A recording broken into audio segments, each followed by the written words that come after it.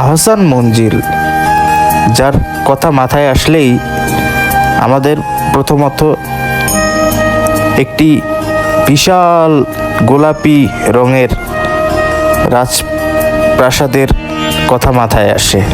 ঢাকার বুড়িগঙ্গা নদীর তীরে অবস্থিত আহসান মঞ্জিল নবাবদের তৈরি একটি ঐতিহাসিক প্রাসাদ, যা 1859 সাল থেকে 1872 সালের মধ্যে নবাব আব্দুল গনি নির্মাণ করেছিলেন এবং তার পুত্র আহসানুল্লাহর নামে নামকরণ করেন।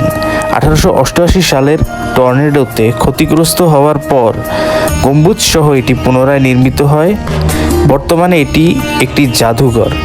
আজ আমি আপনাদের সঙ্গে শেয়ার করব আমার এই আহসান মঞ্জিলের অভিজ্ঞতা এবং সেই সাথে শেয়ার করব সেখানকার টিকিট মূল্য কত এবং সপ্তাহে কিবার বন্ধ থাকে এবং কিবার খোলা থাকে, সে সমস্ত তথ্য।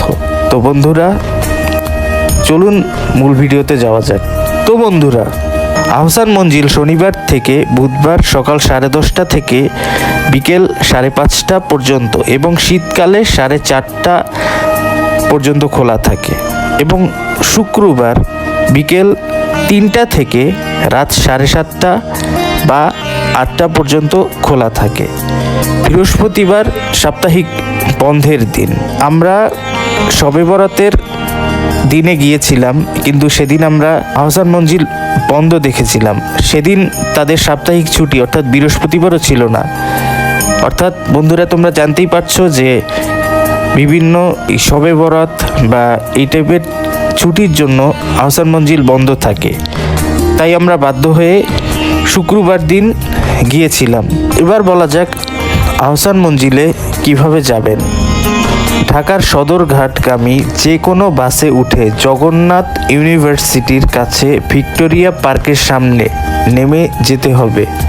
সেখান থেকে পায়ে হেঁটে কিংবা 30 টাকা রিক্সা ভাড়ায় আহসান মঞ্জিল যেতে পারবেন, অথবা ঢাকার যে কোনো জায়গা থেকে গুলিস্তান পর্যন্ত এসে রিক্সা অথবা সিএনজি নিয়ে সদরঘাট হয়ে আহসান মঞ্জিল দেখতে যেতে পারেন, অথবা গুলিস্তানের নর্থ সাউথ রোড ধরে নয়াবাজার মোড় হয়ে বাবুবাজার ব্রিজের আগে নেমে রিক্সায় আহসান মঞ্জিল যাওয়া যাবে।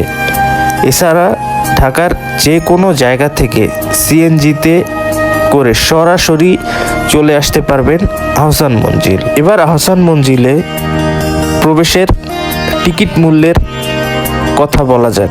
আহসান মঞ্জিলে প্রাপ্তবয়স্কদের জন্য জনপ্রতি টিকিট মূল্য 40 টাকা এবং ছোটদের জন্য জনপ্রতি টিকিট মূল্য 20 টাকা।